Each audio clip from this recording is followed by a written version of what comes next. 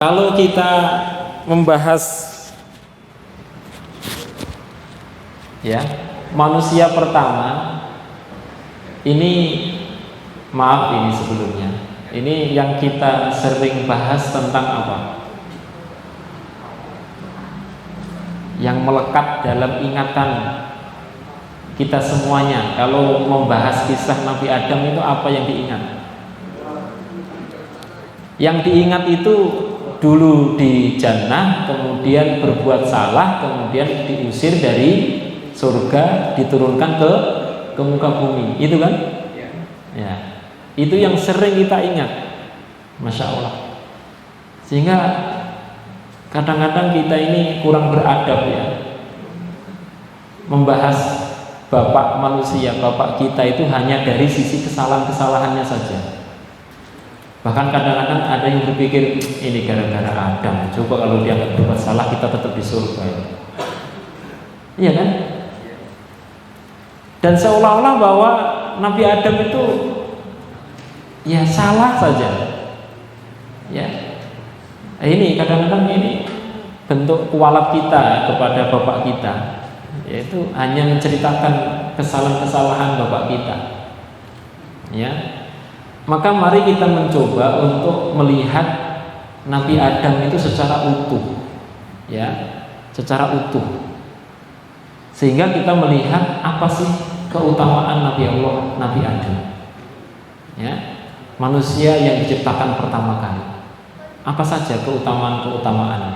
Bahkan ada satu riwayat bahwasanya iblis itu pemimpin seluruh jin, termasuk pemimpin malaikat, memimpin malaikat. Nama iblis itu sebelum disebut iblis itu sebelumnya namanya Azazil. Azazil, di mana dia itu makhluk yang sangat getol untuk beribadah kepada Allah. Ini Pak. Jadi sebelumnya itu iblis atau Azazil itu rajin ibadah. Bahkan disebutkan dalam satu riwayat sujudnya Azazil itu 80.000 tahun Pak. Coba kita sujudnya berapa tahun? Sujud berapa menit aja sudah kemeng. Ya, kalau imamnya kelamaan sujud aja, ini imamnya ketiduran. Ya. Itu Azazil itu sujudnya 80.000 tahun. Terus tawafnya itu 14.000 tahun. Masya Allah, selama itu tawaf. Ya, kalau tawafnya kita di Makkah, kalau Azazil tawaf di Baitul Ma'mur di langit sana. Masya Allah. Ya, bahkan ada yang sampai mengungkapkan bahwa tidak ada tempat di bumi ini kecuali sudah pernah dipakai untuk sujud oleh Azazil. Ya, manusia pilihan. Jadi maaf sekali lagi, jangan hanya kita mengingat Nabi Adam dari sisi kesalahan saja. Ya, kemudian dengan itu kita jadi hidup di dunia ini, ya, di bumi ini, tidak di surga. Tidak, itu semua sudah ketentuan Allah Subhanahu wa taala. Ya. Ini satu sisi kelebihan yang Allah sampaikan kepada kita. Ya, bahwa Nabi Adam itu memang manusia pilihan. Kemudian satu bukti bahwa Adam itu manusia pilihan, manusia baik, bahkan terbaik. Ya, kalau di dalam Qasasul Anbiya, dalam kitab Qasasul Anbiya yang ditulis oleh Imam Ibnu Katsir, itu ada 4 keistimewaan yang diberikan oleh Allah kepada Adam. Yang pertama,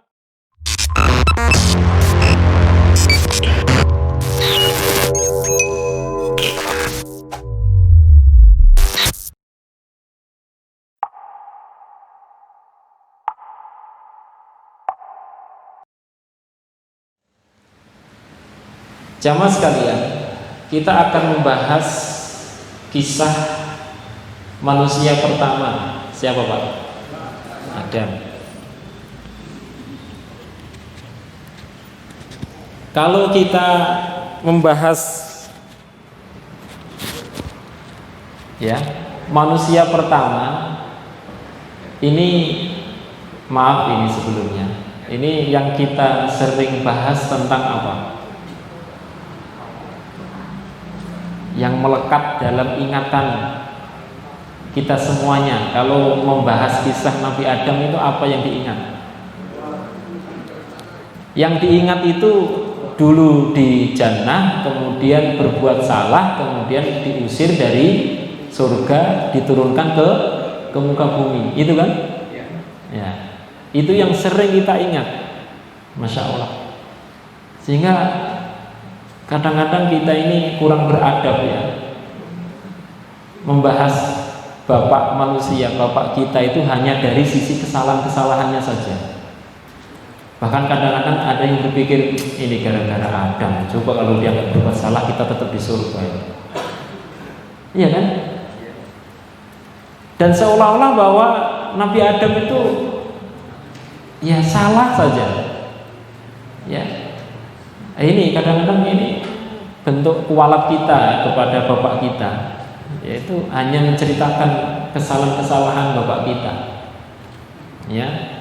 Maka mari kita mencoba untuk melihat Nabi Adam itu secara utuh, ya, secara utuh, sehingga kita melihat apa sih keutamaan Nabi Allah, Nabi Adam, ya, manusia yang diciptakan pertama kali. Apa saja keutamaan-keutamaannya? Begitu. Di dalam Al-Quran banyak diceritakan kisah Nabi Adam di beberapa tempat, di beberapa surah. Ya. Di dalam surah Al-Baqarah, ya, dari ayat 30 sampai 39, kemudian di dalam surah Ali Imran juga ada, surah An-Nisa ayat pertama juga ada, ya. Banyak sekali, surah Al-Hujurat, surah Al-A'raf, kemudian juga dalam surah Toha, ya, surah Al-Hijr, Al-Kahfi, ya, surah As-Sod, surah Sod, ya. Ini banyak sekali Allah menceritakan tentang penciptaan Adam, ya, penciptaan Adam yang kemudian di beberapa kisah itu disebutkan bahwa Nabi Allah Adam diciptakan, ya, langsung dari tangan Allah Subhanahu wa taala. Ya. Di mana Allah Subhanahu wa taala berfirman, "Inna masala Isa indallahi kamasali Adam. Khalaqahu min tin tsumma yaqulu lahu kun fayakun." Ya. Permisalan Isa, Nabi Isa itu seperti permisalahan Adam, di mana Adam itu diciptakan dari tanah, kemudian dikatakan, diucapkan kepada tanah itu kun fayakun, jadi maka jadi. Begitu mudahnya Allah menciptakan Adam, hanya dengan kalimatnya kun fayakun. Ya. Jadi kalau orang itu menuhankan Isa karena kelahirannya yang sangat unik, kelahirannya yang sangat ajaib, bisa Maryam bisa hamil bukan tanpa suami, tanpa disentuh laki-laki. Maaf artinya banyak sekarang yang tanpa suami juga bisa hamil. Maryam ini suci, Pak, ya, bisa hamil tanpa disentuh dengan laki-laki. Makanya bahasa Al-Quran adalah ana waladun, bagaimana aku punya anak sementara aku belum pernah disentuh laki-laki. Masya Allah. Walam aku bahagia, dan aku bukan termasuk seorang yang pelacur, bukan. Ya, unik. Yang itu kemudian mereka jadikan Tuhan. Maka Allah menjelaskan sesungguhnya permisalahan Isa itu seperti permisalahan Adam. Adam itu kalau kamu takjub dengan Isa yang bisa lahir tanpa disentuh laki-laki, Adam lebih takjub lagi. Harusnya Adam lebih menakjubkan lagi, tanpa ayah, tanpa ibu, langsung diciptakan dengan tangan Allah Subhanahu wa taala. Nah, ini juga menunjukkan bahwa sisi kelebihan daripada Nabiullah Adam. Ya. Termasuk di dalam surah Ali Imran juga disebutkan, Allah berfirman, a'udzubillahi minasyaitonirrajim, innallaha astafa Adama wa Nuha wa ala Ibrahima wa ala Imrana 'alal 'alamin. Sesungguhnya Allah memilih siapa? Adam, wa Nuha dan Nuh, wa ala Ibrahima dan keluarga Ibrahim, wa ala Imran dan keluarga Imran, 'alal 'alamin, dipilih di atas semua manusia di alam semesta ini. Masya Allah. Dari situ kita harus yakin bahwa Allah itu memilih Adam, Nuh, Ibrahim, keluarga Imran di atas manusia-manusia yang lain. Manusia pilihan, Pak. Ya, manusia pilihan. Jadi maaf sekali lagi, jangan hanya kita mengingat Nabi Adam dari sisi kesalahan saja. Ya, kemudian dengan itu kita jadi hidup di dunia ini, ya, di bumi ini, tidak di surga. Tidak, itu semua sudah ketentuan Allah Subhanahu wa taala. Ya. Ini satu sisi kelebihan yang Allah sampaikan kepada kita. Ya, bahwa Nabi Adam itu memang manusia pilihan. Kemudian satu bukti bahwa Adam itu manusia pilihan, manusia baik, bahkan terbaik. Ya, kalau di dalam Qasasul Anbiya, dalam kitab Qasasul Anbiya yang ditulis oleh Imam Ibnu Katsir, itu ada 4 keistimewaan yang diberikan oleh Allah kepada Adam. Yang pertama, ia diciptakan langsung dengan tangan Allah yang mulia. Jadi Allah memerintahkan kepada malaikat, ya, pertama yang diperintahkan malaikat Jibril untuk mengambil tanah di bumi, ambil tanah. Ya, menurut riwayat yang agak mungkin bagi kita lucu gitu ya, bumi nolak pertama kali, Pak. Kamu ngapain ngambil bagian dari saya? Nah, begitu. Ya, saya sudah berlindung pada Allah Subhanahu wa taala. Akhirnya Jibril nggak jadi, karena bumi minta perlindungan kepada Allah Subhanahu wa taala.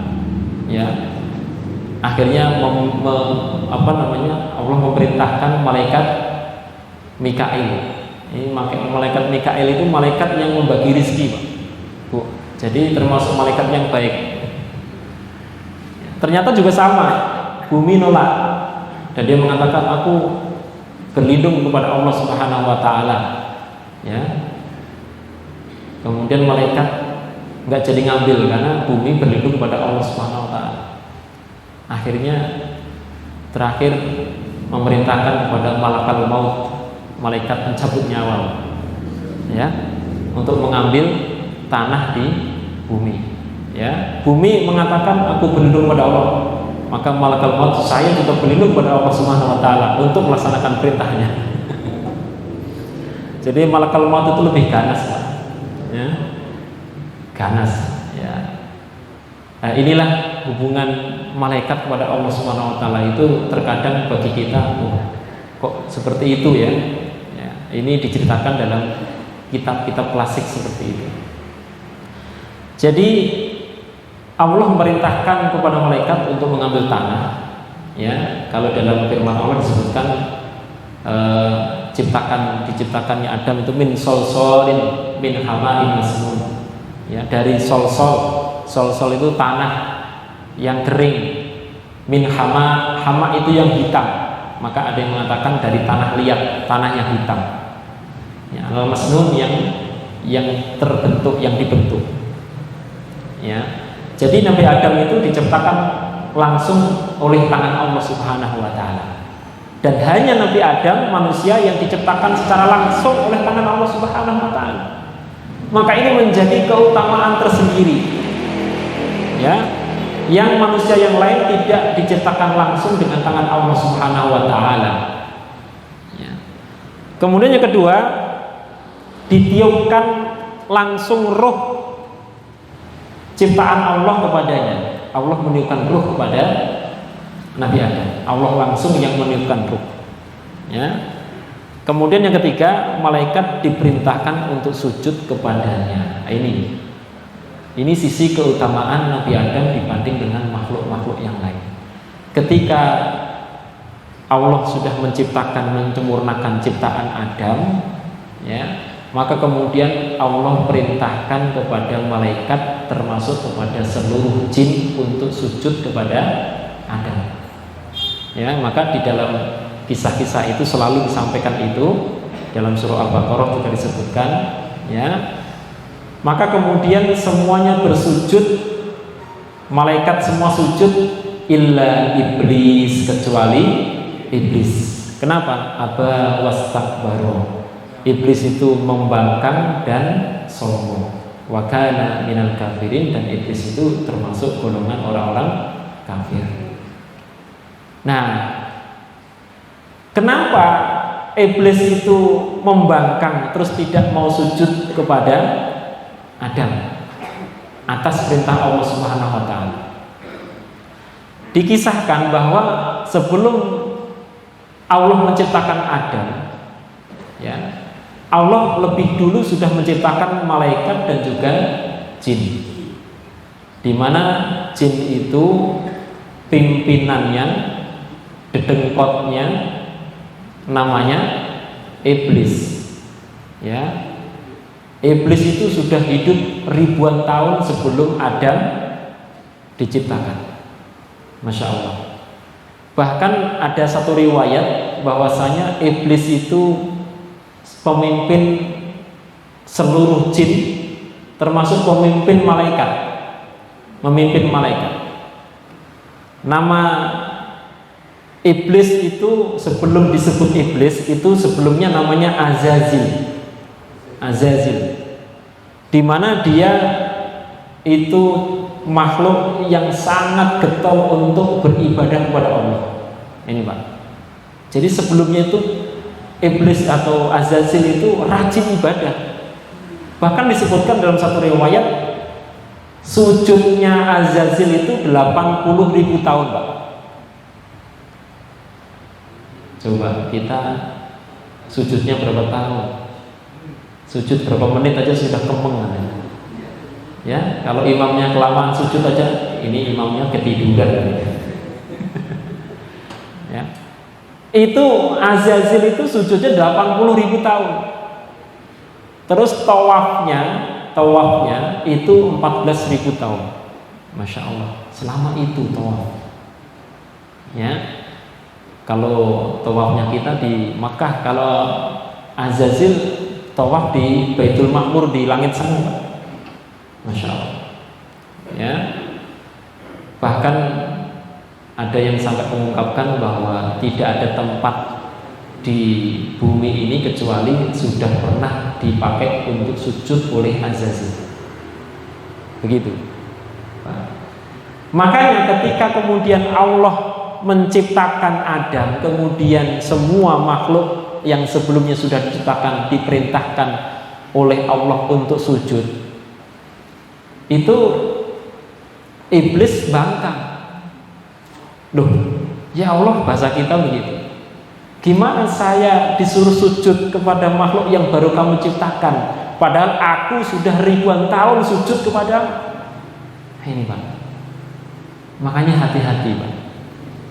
Terkadang ibadah yang kita lakukan yang kemudian justru mengarah kepada kita merasa lebih baik dari yang lain, ini mewarisi sifat-sifat iblis. Bahaya Pak.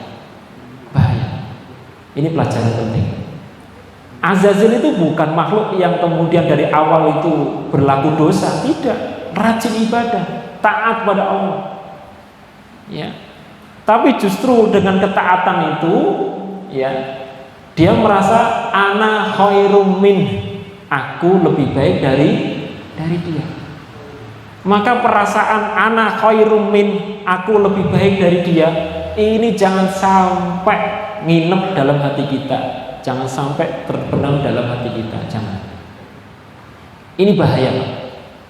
Ya, makanya ada ungkapan dosa yang menjadikan orang itu kemudian menangis takut pada Allah itu lebih baik daripada ibadah yang menjadikan dia kemudian sombong.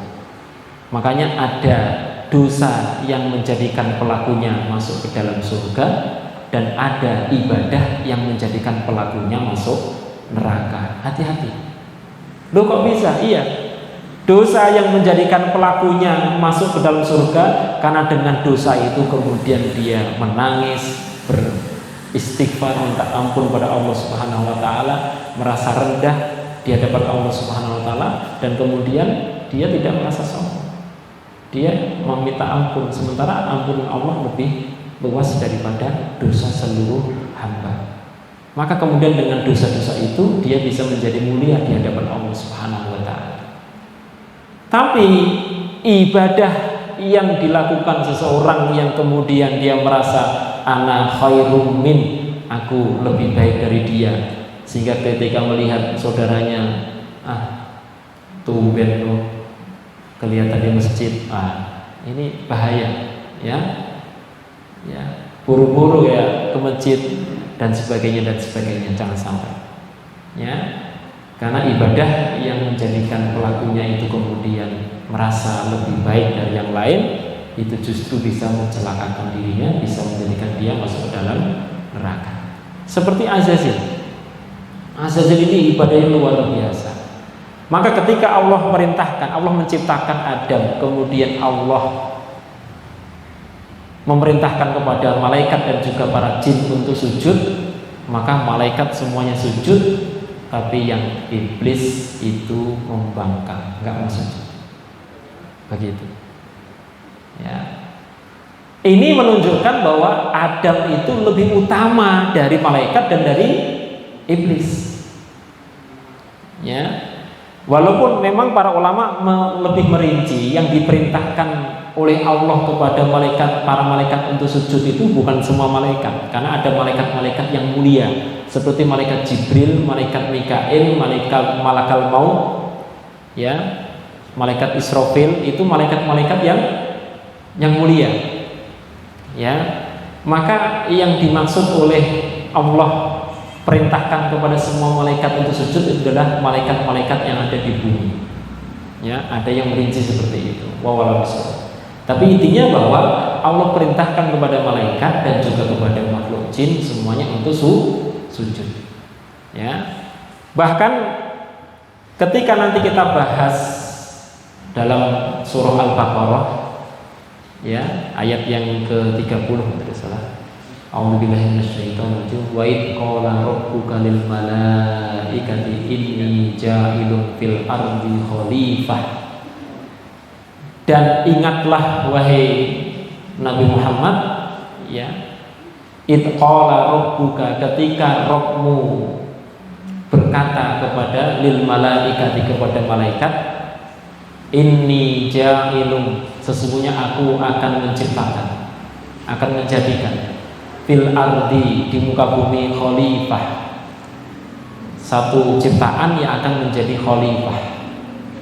Itu malaikat semuanya mengatakan qalu ataj'alu fiha may yufsidu fiha, ya Allah, apakah engkau akan menjadikan ciptaan yang akan may yufsidu fiha, yang akan berbuat kerusakan, ya, wayasfikud dima, dan menumpahkan darah, wa nahnu nusabbihu bihamdika wa nuqaddisu lak, sementara aku selalu senantiasa mensucikan engkau, ya, bertasbih kepadamu dan mensucikan engkau. Artinya ini malaikat pun juga awal pertama kali, ya, itu heran kenapa Allah akan menciptakan satu ciptaan yang akan menjadi khalifah di muka bumi, ya, fil ardi khalifah, ya. Ini juga menjadi bukti bahwa memang ciptaan Adam itu dari awalnya akan dijadikan oleh Allah untuk menjadi khalifah di muka bumi, ya, bukan hanya ansih karena kesalahan Adam kemudian dikeluarkan dari surga ke muka bumi, ya, begitu. Jadi ini juga menunjukkan pertama bahwa malaikat itu ada juga sifat ini, Pak. Di dalam kisah, di dalam kitab ini juga disebutkan malaikat itu pertama kali memiliki rasa begini, ungkapan begini, bahwasanya tidaklah Allah menciptakan satu ciptaan kecuali, ya, saya mengetahui semua hal. Nah, begitu. Ini maaf, ini sedikit malaikat juga merasa seperti itu. Maka kemudian Allah ingin membuktikan bahwa malaikat itu tidak mengetahui, tidak lebih tahu tentang ciptaan Allah dibanding dengan Allah itu sendiri. Makanya Allah mengatakan inni a'lamu ma la ta'lamun. Sesungguhnya aku mengetahui apa yang tidak kamu ketahui. Itu karena malaikat sebelumnya sudah mengungkapkan tidaklah Allah menciptakan satu ciptaan kecuali aku mengetahui semua ciptaan Allah, mengetahui semuanya. Ternyata tidak. Ya, maka nanti kemudian Allah akan uji malaikat itu. Ya, Allah akan uji. Ya. Dengan apa? Nanti Allah akan mengajarkan kepada Adam ciptaannya yang khusus ini, ya, diperintahkan kepada malaikat dan jin untuk sujud ini. Memang Allah ciptakan dengan kelebihan-kelebihan, begitu. Nah, itu salah satu kelebihannya, ya. Jadi malaikat diperintahkan untuk sujud kepada Adam. Kemudian yang keempat, diajarkan kepadanya nama-nama segala sesuatu, ya, nama-nama segala sesuatu. Bapak Ibu bisa buka dalam surah Al-Baqarah, ya.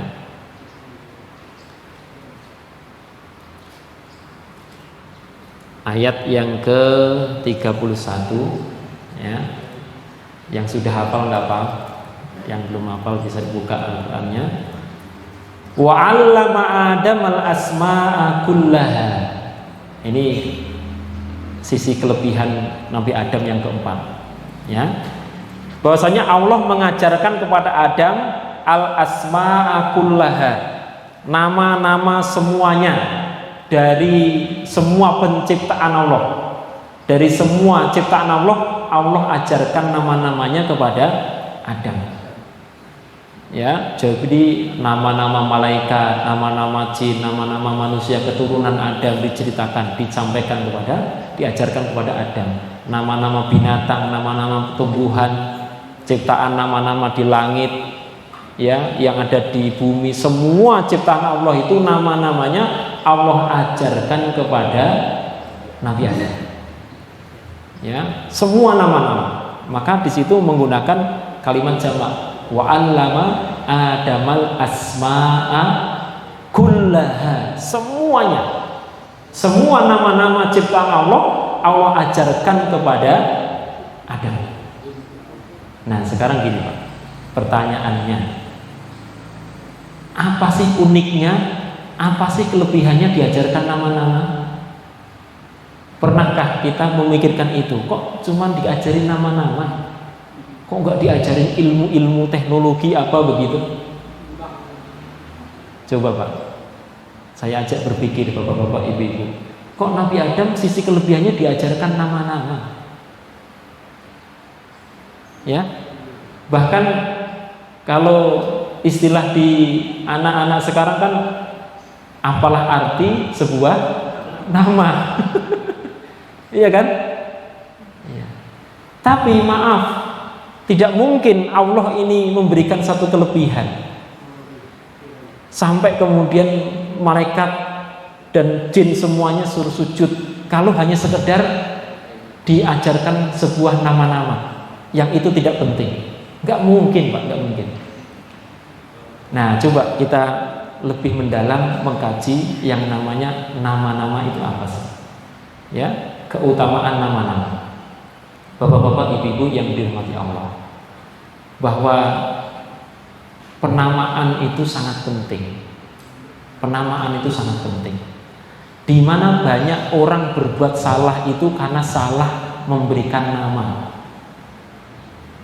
Sekali lagi, banyak orang berbuat salah, bersikap salah itu karena salah memberi nama. Contohnya apa? Contoh yang Allah juga ajarkan di dalam Al-Quran itu kalau Bapak lihat dalam surah ya.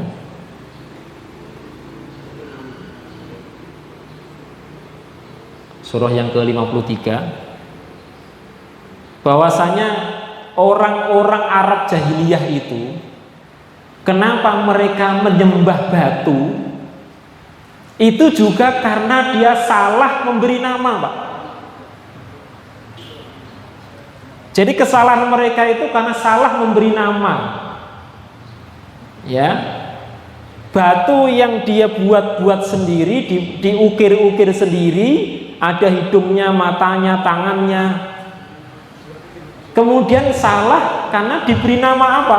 Diberi nama Manat, Uzza, Lata. Apa arti Manat, Pak? Manat itu artinya dari kata Al-Mannan, artinya sang pemberi, yang maha memberi. Itu nama-nama Allah. Kemudian Al-Uzza, Uzza itu apa? Dari kata Al-Aziz, yang maha perkasa. Kemudian Lata, Lata itu dari kata ilah, yang disembah. Nah, jadi karena mereka salah memberikan nama, akhirnya salah dalam mensikapi. Batu yang gak bisa apa-apa itu diberi nama dengan Al-Mannan, dengan Lata, ilah yang disembah, dengan Al-Aziz yang maha perkasa. Sehingga kemudian dia menyembah yang sebenarnya hanya sebuah batu. Maka Allah Subhanahu wa ta'ala mengatakan, in hiya illa asma'un sammaitumuha antum wa aba'ukum ma anzalallahu biha min sultan iyattabi'una illa dhanna wa ma tahwal anfus wa laqad ja'ahum mir rabbihimul huda. Ini Allah mengatakan, itu tidak lain hanyalah nama-nama yang kamu dan bapak-bapak kamu mengada-adakannya. Itu. Jadi kesalahan mereka itu karena salah memberi nama, Pak. Inilah pentingnya nama. Ya. Allah tidak menurunkan sesuatu keterangan apapun untuk kemudian menyembah mereka. Batu yang kalian buat-buat sendiri itu Allah nggak memberikan perintah seperti itu. Itu hanya sangka-sangka kamu saja. Kamu salah memberi nama. In hiya illa asma'un sammaitumuha. Dia itu hanya nama-nama yang kamu beri nama sendiri. Dan juga bapak-bapak kamu dulu, nenek moyangmu dulu juga sama. Ini. Dan ini juga ada di beberapa ayat kalimat ini, termasuk dalam surah Al-A'raf sekitar ayat 60-an itu juga Allah memberikan nama yang sama, memberikan penjelasan yang sama. Itu hanya nama-nama yang kamu buat-buat saja, yang kamu ada-adakan. Ini, Pak. Jadi kesalahan orang-orang jahiliyah dulu adalah karena salah memberi nama. Ya, maka ini pentingnya sebuah nama. Karena banyak kesalahan itu karena kita salah memberikan nama. Termasuk status, Pak. Kalau kita salah menstatuskan sesuatu, maka bisa jadi kita salah dalam mensikapi sesuatu tersebut. Ya. Contohnya gini, Fir'aun itu manusia biasa, tapi kemudian Fir'aun menstatuskan dirinya di hadapan pengikutnya, saya ini Robmu, Tuhanmu yang paling tinggi. Ini karena salah memberikan status kepada dirinya sendiri, jadi blunder akhirnya. Kenapa Fir'aun itu berani menstatuskan dirinya, saya itu Robmu yang paling tinggi? Karena Fir'aun itu manusia yang tidak pernah sakit, Pak. Jadi dia itu gak pernah sakit. Corona lewat, Pak. Sakit apa saja gak pernah. orangnya sehat kuat. Ini kelebihan Fir'aun. Masya Allah. Jadi dia itu manusia yang gak pernah sakit. Karena dia gak pernah sakit itu, kemudian dia menstatuskan dirinya, ana rabbukumul a'la, aku ini Rabbmu yang paling tinggi. Begitu. Maka kita lihat bagaimana Nabi Musa untuk mematahkan statusnya Fir'aun ini, ya. Ketika Fir'aun kemudian, ya Haman, wahai Haman, bangunkanlah bangunan yang sangat tinggi, aku ingin melihat Tuhannya Musa. Coba, ini masih nantang. Itu kalau seumpama Nabi Musa menuruti kemauan Fir'aun, jelas kalah. Kenapa? Tetap nanti walaupun Fir'aun bisa sampai di puncak bangunan yang sangat tinggi, ya tidak akan melihat Tuhannya Musa. Ya, maka Nabi Musa tidak salah dalam memberikan status kepada Robnya. Maka Nabi Musa mengatakan Robbukum wa Robbu abaikum. Robmu itu juga Robnya bapak-bapak kamu. Kalau kamu wahai Fir'aun mengaku Tuhan, itu Tuhan yang baru saja, karena Anda baru dilahirkan juga. Nah, kalau Anda yang baru dilahirkan itu mengaku Tuhan, terus bapak-bapakmu itu Tuhannya siapa? Maka dengan kalimat itu semua pengikut Fir'aun itu menjadi terbelalak. Oh iya ya, sadar, beriman walaupun dia menyembunyikan keimanannya. Ini Pak, ini juga Fir'aun karena salah menstatuskan dirinya Pak. Ini salah menstatuskan dirinya. Ini bahaya Pak, kalau kita salah memberi status kepada diri kita. Ya. Makanya di dalam Al-Quran pun Allah itu gampang sekali memberikan status manusia itu sesuatu yang ada, yang sebelumnya tidak ada. Ya, itu status manusia. Dalam surah Al-Insan disebutkan hal ata alal insani hinum minad dahri lam yakun syai'am madhkura. Bukankah telah datang kepada kalian satu masa di mana Allah menciptakan manusia itu yang sebelumnya lam yakun syai'an madhkura, yang sebelum diciptakan itu manusia itu tidak bisa disebut apa-apa, nggak bisa disebut apa-apa. Itu status yang jelas, manusia itu sesuatu yang ada, yang sebelumnya tidak ada. Maka kalau manusia itu hanya sekedar sesuatu ciptaan Allah yang ada, yang sebelumnya tidak ada, ngapain kamu sembah? Berarti dia juga ciptaan, dia juga makhluk. Ini kalimat Allah itu tidak salah. Allah tidak salah dalam memberikan status kepada manusia. Makanya Pak, kita juga dalam hubungan dengan manusia yang lain jangan salah memberi status. Maaf ini, wah ini kalau nanti presiden ini nanti hidupnya sengsara, siapa yang menjamin itu? Itu salah memberikan status.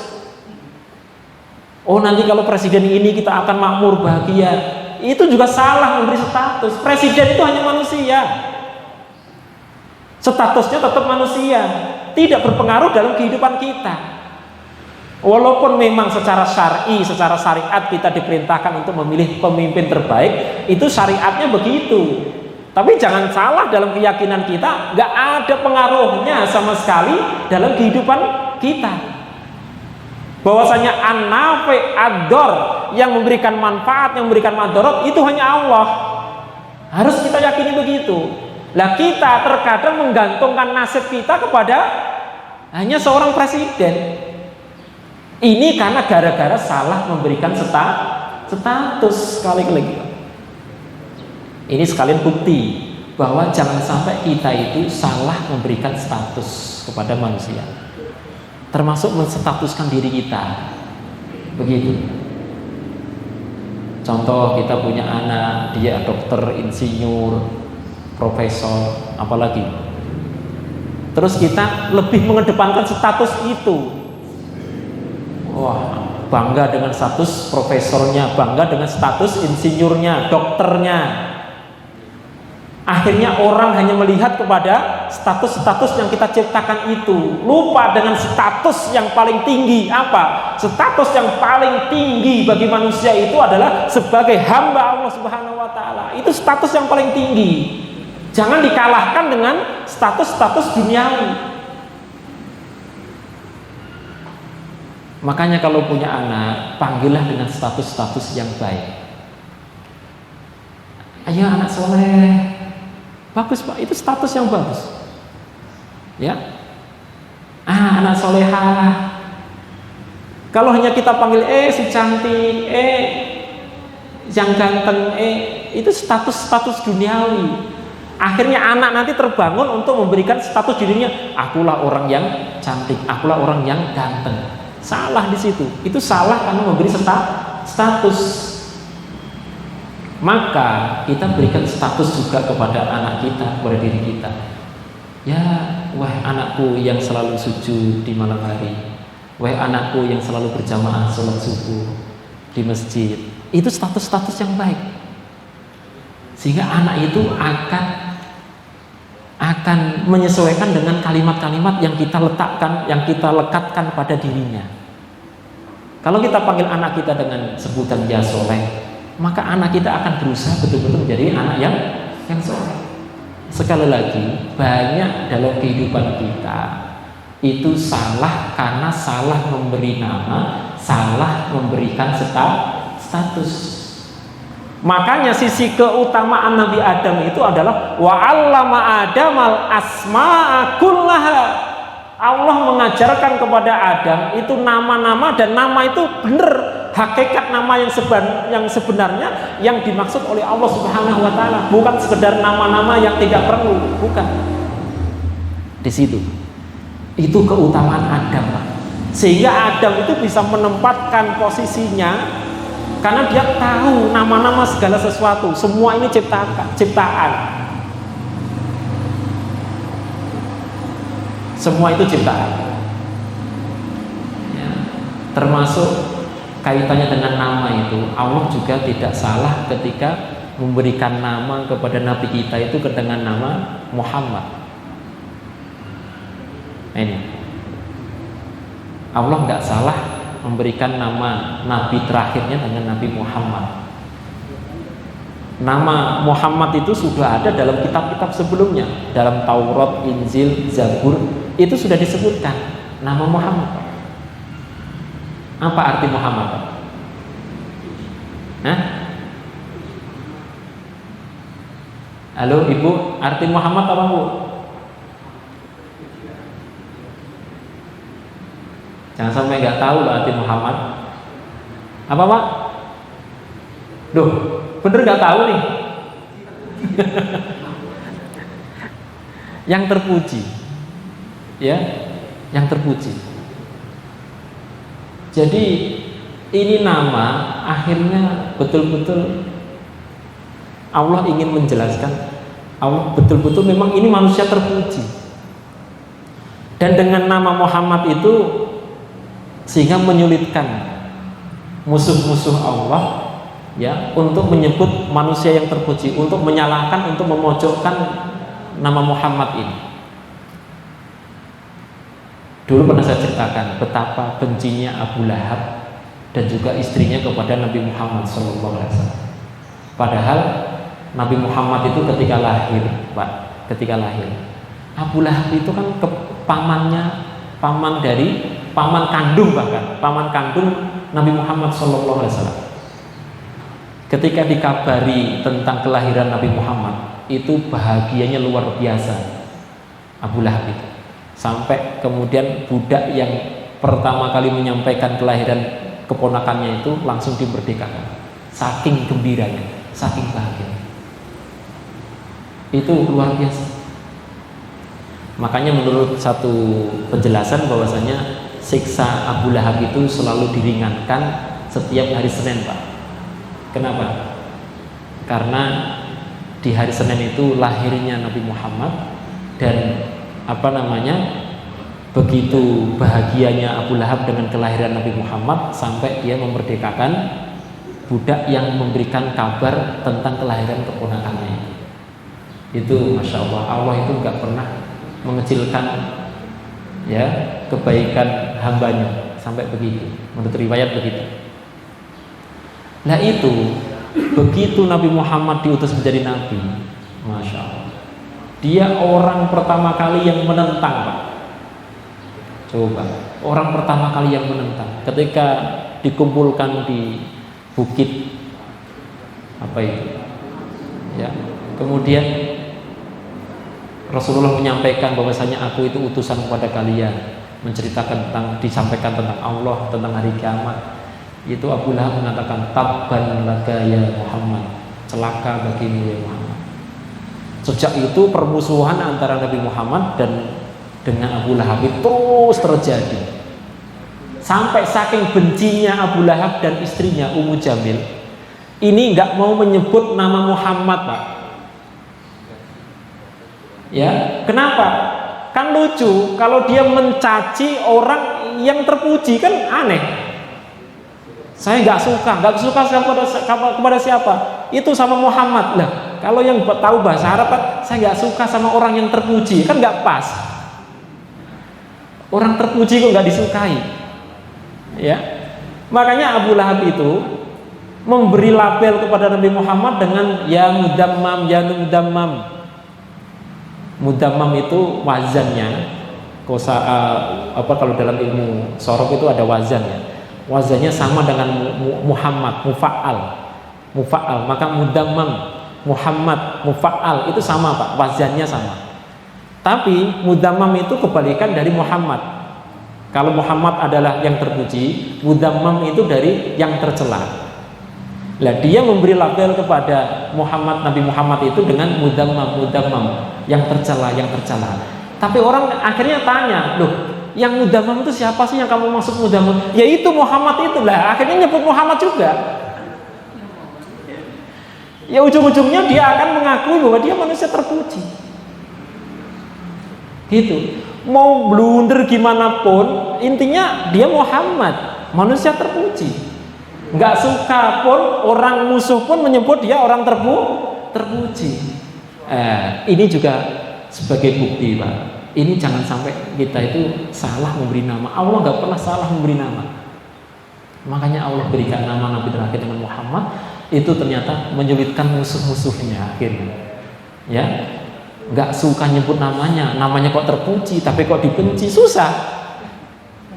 Begitu. Nah, sekali lagi, ini salah satu keutamaan Nabi Adam. Wa 'allama Adamu asma'a kullaha. Allah mengajarkan kepada Adam itu nama-nama segala sesuatu. Dan ini maaf harus kita maknai, bukan sekedar nama-nama. Ini nama yang sangat penting. Kenapa? Tadi bahwa banyak kesalahan itu timbul karena kita salah memberi nama. Seperti orang-orang jahiliyah dulu salah sampai menyembah patung, batu karena diberi nama yang tidak layak untuk dia. Salah memberi nama, ya, salah memberi status, begitu. Ya. Lah, jemaah sekalian, inilah yang ingin kita sampaikan kepada kita semuanya, bahwa Nabi Adam itu manusia pilihan, Pak. Nabi pilihan. Dengan 4 itu sudah membuktikan bahwasanya Adam itu manusia yang luar biasa. Maka maaf kalau kita mengingat kisah Adam, jangan hanya kita lihat, kita ingat kisah tentang kesalahannya saja. Dia di surga kemudian berbuat dosa, melanggar larangan Allah, kemudian diusir dari surga. Itu yang sering kita tanamkan kepada anak-anak kita. Maaf, itu bukan salah, memang ceritanya seperti itu, tapi kita harus membahas Nabi Adam secara utuh, bahwa ada keutamaan Nabi Adam, ada kelebihan Nabi Adam. Jadi tadi 4 kelebihan, apa saja, Pak? Sudah lupa lagi nanti. Pertama, langsung diciptakan oleh tangan Allah. Kedua, langsung ditiupkan roh oleh Allah Subhanahu wa taala. Ketiga, Allah perintahkan kepada malaikat dan kepada seluruh makhluk, kepada jin untuk sujud kepada Adam. Yang keempat, Allah ajarkan nama-nama. Dan ini bukan sekedar nama, tadi ya sudah saya bahas. Ya, demikian yang bisa kita kaji, ya, kajian singkat tentang kisah. Sekali lagi saya ingin membahas kisah, tapi di situ kita ambil ibrohnya, kita ambil pelajarannya, bukan sekedar ayo cerita begini tahun ini tokohnya ini, enggak begitu, ya. Karena kalau tidak kita jelaskan, kita ungkapkan apa yang terkandung di balik kisah itu, bisa jadi kita tidak bisa mengambil pelajaran dari kisah. Padahal kisah itu ada di dalam Al-Quran, begitu.